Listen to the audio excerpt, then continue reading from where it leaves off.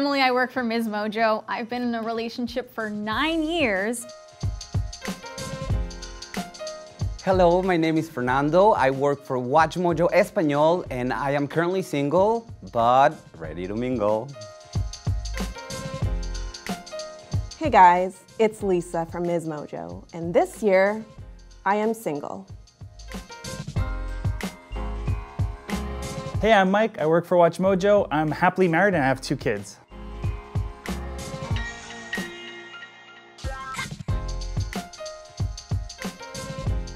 I relate to the characters in the sense that me and my boyfriend, we make playlists for each other sometimes. You know, we share music all the time. It's just a really nice way that our relationship kind of grew and expanded, was sharing music with each other, and that's a big part of this movie.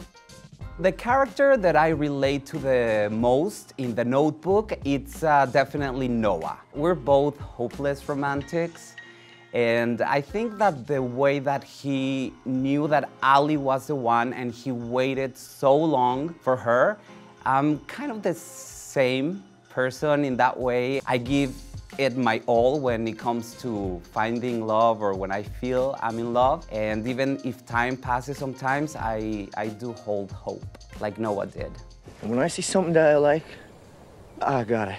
I love it. I feel like I relate to Samwise Gamgee the most because potatoes. Potatoes? Boil them, mash them, stick them in a stew. I relate to the character of Wesley from The Princess Bride because, like all of us, he starts off young and naive and in love. He goes off to make something of himself, and along the way he becomes a legend, just like I did. Okay. There's something I ought to tell you. Tell me. I'm not left-handed either.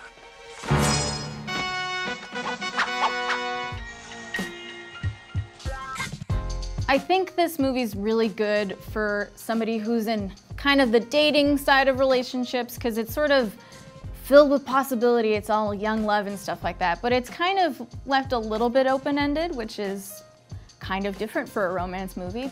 The Notebook is a great movie to watch when you're single because it gives you hope.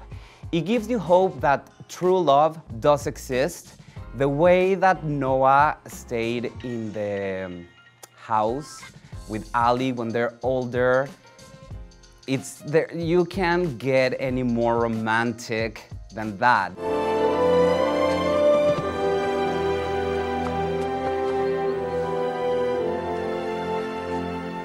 Lord of the Rings is great to watch when you're single because it is fantasy, so there's no better way to escape reality and hearing couples around you say, "Babe, babe, I love you," than to watch elves and orcs and trolls battle it out for peace in Middle-earth. The Princess Bride is great to watch if you're married because it's not the usual rom-com schlock. These are 2 soulmates, just like me and my wife, and that's what all their struggles are about. All these things getting in their way, but they're solid like us. The most memorable moment in Nick and Nora is really when they kiss for the first time, but she doesn't know that he's the guy whose mixtape she's been listening to, and it's just the music swells at the same time, and it's just great. Please, just go with it, okay? People's favorite is the kiss under the rain. I think it's iconic, it's beautiful. I wrote you 365 times and you never answered back. You wrote me, it's still not over. And they kiss under the rain. It's just so beautiful. It wasn't over. It still isn't over. My favorite scene in the Lord of the Rings trilogy is when Arwen is in the river and she has Frodo on the horse and she tells the ringwraiths to come and get him. In that scene, she's just a total badass and I'll never forget it. And she is my favorite character, so love it. If you want him, come and claim him. The most memorable moment in The Princess Bride for me is when Buttercup's stolen by these 3 guys, and he has to go and confront them in unusual ways you never see in a movie. One is a sword fight, one is a battle against a giant, like a wrestling match, and one is it's a battle of wits. But all of them are really respectful and charming and things you'll never see anywhere else, and all prove how much of a man Wesley's become. You seem a decent fellow. I hate to kill you, You seem a decent fellow. I hate to die. The best genre to get through Valentine's Day is really one that can apply or appeal to either party. Like if you're a guy, you'll like this because you can hear Nick's perspective so easily in this movie. And if you're a girl, obviously you can hear Nora's. Obviously, romantic movies.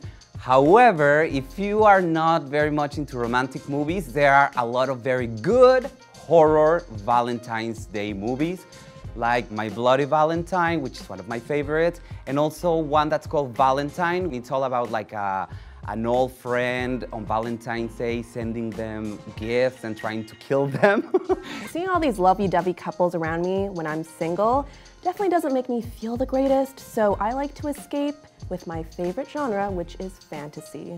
As a married man with 2 daughters, for me, Valentine's Day, I don't want to see these rom-coms of people, the whole movie, will they, won't they, cookie cutter type romantic I like the word schlock, but anyway. I like a movie that has action, adventure, fantasy, stuff that is for me also. I want to be part of this process, watching a romantic movie.